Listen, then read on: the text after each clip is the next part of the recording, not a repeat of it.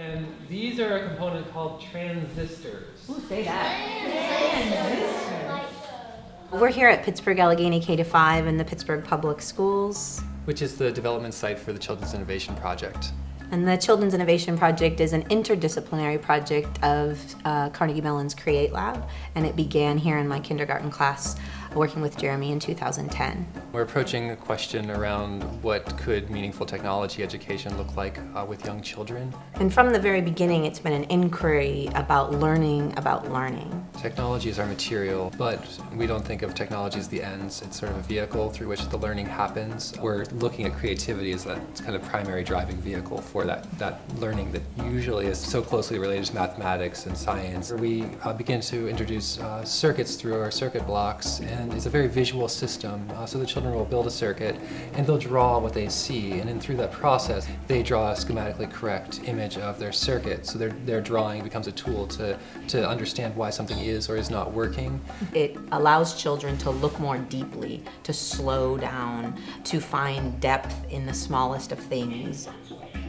She listens and she takes the notes, but she really doesn't jump in. They're saying something because they heard what someone else is saying, not just because they had something to say.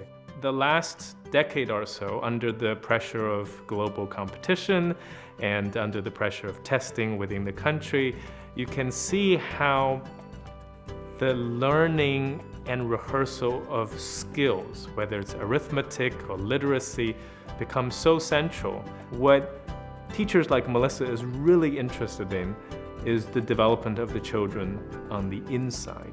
We sort of just began, and we didn't know what we were doing, but we were able to sort of try something and respond to what worked and what didn't work. And Jeremy, created all these blocks. So all of the materials we have, exist through that iterative process of learning with the children.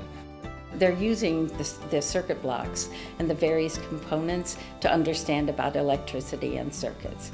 But it's not so much about the content as it is about the pedagogy and developing the habits of mind. So what we're encouraging children to do is to look carefully, to speak precisely, to ask questions, to collaborate with others, to problem solve, and to be curious. And those are important things. What we're finding is that carries over into reading comprehension, into mathematical thinking. There's so much embedded in this work that really touches so many subject areas. I was in a classroom where a 5-year-old was saying to me, no, this isn't a switch, it's a potentiometer, because it doesn't go click, click, click, click.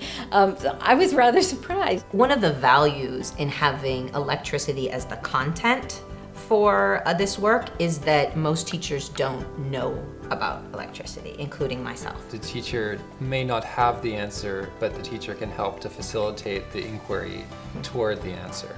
That opens up a space for student-led exploration and a deeper learning and development of questions and layers of questions. And I think that fundamentally underscores the kind of everyday interactions that happen in these classrooms. It comes from a place with clear roles, teachers and students, but with a much more leveled and balanced relationship. That it's not about someone there merely to receive whatever someone else have, but this idea that they would go back and forth.